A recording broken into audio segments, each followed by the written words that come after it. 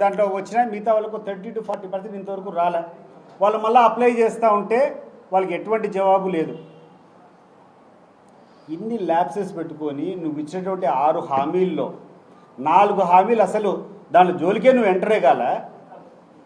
2 హామీలు నువ్వు అంతో ఇంతో అమలు చేసినావు. దాంట్లో కూడా పూర్తి సాటిస్ఫాక్షన్ కానీ లేకుండా అంటే అర్హత ఉన్నటువంటి ప్రతి ఒక్కరికి చేరడం కానీ జరగల. ఇంత వైఫల్యాలు నువ్వు జరుగుతూ ఉంటే ప్రతిపక్షంగా మా పాత్ర ఏంది, ప్రతిపక్షంలో ఉన్నటువంటి మా పాత్ర ఏంది అని చెప్పి నేను చంద్రబాబు గారిని, లోకేష్ను, ఆ తర్వాత పవన్ కళ్యాణ్ అడుగుతున్నా. నేను as opposition party what is our role? ఈ యొక్క ప్రజల యొక్క కష్టాలు సుఖాలు ఉండేటప్పుడు వాళ్ళ తరపున పోరాడాల్సినటువంటి ధర్మం మాకు ఉందా లేదా? ఈరోజు నువ్వు ఇచ్చినటువంటి హామీలు అమలు చేయకుండా రోజుకు ఒక తప్పుడు ఆరోపణ చేసుకుంటాడో, ఒక తప్పుడు కేసు పెడతాడో, లోపలేస్తూనే ఉండవు మనుషులను. ఇటీవల కాలం చూస్తే లిక్కర్ కుంభకోణం అంటావు, ఒకరోజు 1,00,000 కోట్లు అంటావు, ఒకరోజు 4,000 కోట్లు అంటావు, ఒకరోజు 10,000 కోట్లు అంటావు. నీ ఇష్టం. లాస్ట్కి ఎఫ్ఐఆర్లో మాత్రం చూపించింది 4,000 కోట్లు. ఇక్కడ ఎవరికన్నా ఎక్కడైనా ఈ రోజు వరకు నువ్వు అరెస్టులు చూపిస్తాడో, అరెస్టు చేసేటప్పుడు అవినీతి జరిగిందనేటప్పుడు ఇదో ఇంత డబ్బులు పట్టుబడినాయి, ఈ డబ్బులు పలానోళ్ళకి పోయినాయి అంటే ఎక్కడైనా నీకు ఆధారం, నీకు ఎవిడెన్స్ లేకుంటే ఏదైనా ఉందా? ఎవరి దగ్గర తీసుకున్నారు, ఎవరికి ఇచ్చినారు, ఎవరన్నా ఇచ్చినా నేను ఇచ్చినా అని చెప్పిన ఉన్నాడా, లేకుంటే నేను తీసుకున్నా అని చెప్పిన ఉన్నాడా, లేకుంటే నీకేమైనా డబ్బులు దొరికినాయా, మనీ ట్రయల్ ఏమైనా జరిగిందా? చేయకుండా నువ్వు కూర్చొని నీ ఇష్టం వచ్చినట్టు అరెస్టు చేసుకుంటా పోతాండవు. నీకు మేనేజ్ చేసేటువంటి స్కిల్స్ ఉన్నాయని చెప్పి లిక్కర్ కుంభకోణం అని చెప్పి నువ్వు మాట్లాడుతున్నావు. నేను ఈ సందర్భంగా ఈ లిక్కర్ కుంభకోణం గురించి నేను మాట్లాడదలుచుకున్నా. అయ్యా చంద్రబాబు నాయుడు గారు, లోకేష్, మీరు చెప్పాలా, ఈ ప్రభుత్వం ఈరోజు మీరు ఉన్నటువంటి ప్రభుత్వం వచ్చింది జూన్ 12వ తారీఖు అనుకుంటా, 2024 సంవత్సరం జూన్ 12వ తారీఖు మీరు ప్రమాణ స్వీకారం చేశారు. అప్పటి నుంచి అక్టోబర్ 26వ తేదీ వరకు కొత్త లిక్కర్ పాలసీ వచ్చినంత వరకు పాత స్కీమ్ అమలైంది కదా. దీంట్లో ఏమైనా మీకు డౌట్ ఉందా? పాత స్కీమే అమలైనప్పుడు, అంతకుముందు అవినీతి జరిగినప్పుడు ఆ 5.5-6 నెలల పాటు జరిగినటువంటి ఆ యొక్క లిక్కర్ ట్రాన్సాక్షన్స్లో ఎంత డబ్బులు ముడుపులు నీకు ముట్టినాయి? You come out.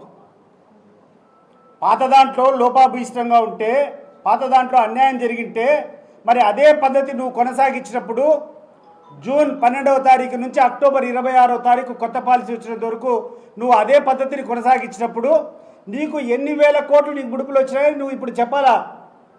చంద్రబాబు నాయుడు గారు ముఖ్యమంత్రిగా నువ్వు చెప్పాలా? డిఫాక్టో తెర వెనుకున్నటువంటి ముఖ్యమంత్రి లోకేష్ చెప్పాలి ఈరోజు ఎన్ని వేల కోట్లు వచ్చినాయి, మరి నీ మీద ఎందుకు సిబిఐ ఎంక్వైరీ జరగకూడదు అని చెప్పి నేను అడుగుతున్నా. ఒక్కొక్క రోజు ఒక్కొక్క పేపర్లో వితండ వాదనలు. డబ్బులంతా కలెక్ట్ చేసుకున్నారంట. డబ్బులంతా కలెక్ట్ చేసుకొని తీసుకొని పోయి జగన్మోహన్ రెడ్డి ప్యాలెస్కి అప్పచెప్పినారు. వాళ్ళ పత్రికలో రాసినటువంటి వాళ్ళ పత్రికలు ఉన్నాయని చెప్పి పత్రికలు అని చెప్పాలనో వాళ్ళు ఏమని చెప్పాలనో కూడా అర్థం కాదు. వాళ్ళు రాసేటువంటిది లిక్కర్ మద్యం అమ్మినటువంటి డబ్బులన్నీ తీసుకొని పోయి ఆ డబ్బులన్నీ కలెక్ట్ చేసుకొని సంచుల్లో వేసుకొని పోయి జగన్మోహన్ రెడ్డికి చెప్పినట్టు వార్తలు రాశారు. మరి అదే పద్ధతి జరిగింది కదా. జూన్ 12 తారీఖు నుంచి 2024 సంవత్సరం జూన్ 12 నుంచి అక్టోబర్ 26 వరకు వచ్చేటువంటి ట్రాన్సాక్షన్ ఇంటికి వచ్చినాయా? నువ్వు క్లారిటీ ఇవ్వు. నువ్వు ఆ జూన్ 26 వచ్చినాయా? అసలు ఎట్లా సాధ్యమవుతుందయ్యా? నీ పేపర్లో రాసేటప్పుడు ఒక మినిమం ఇంకిత జ్ఞానము ఒక గవర్నమెంట్ ఎంప్లాయీ, గతంలో ఉన్నటువంటి లిక్కర్ షాప్స్ అన్నీ కూడా వాళ్ళు నడిపింది ప్రభుత్వ అధికారులు నడిపినారు. ఎక్సైజ్ శాఖ ఆధీనంలో ఎక్సైజ్ ఎంప్లాయీస్ కూర్చొని ఆ షాప్స్ రన్ చేసేటప్పుడు ఆ ఎక్సైజ్ సిబ్బంది డబ్బులు కలెక్ట్ తీసుకుని రోజువారీ కలెక్షన్లు తీసుకొని నీకు ముఖ్యమంత్రికి ఇచ్చేటువంటి పరిస్థితి ఉంటుందా? వాడేమో వినేవాళ్ళకన్నా బుద్ధి ఉండాలా, చెప్పేవాడికన్నా వాడికి ఏదైనా అర్థం ఉండాలి దాంట్లో.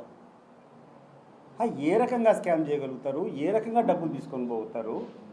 కొన్ని వేల షాపులు ఉన్నాయి. ఆ అన్ని వేల షాపులు ఒక ప్రభుత్వ ఉద్యోగస్తుతో ఆధీనంలో ఉంటుంది.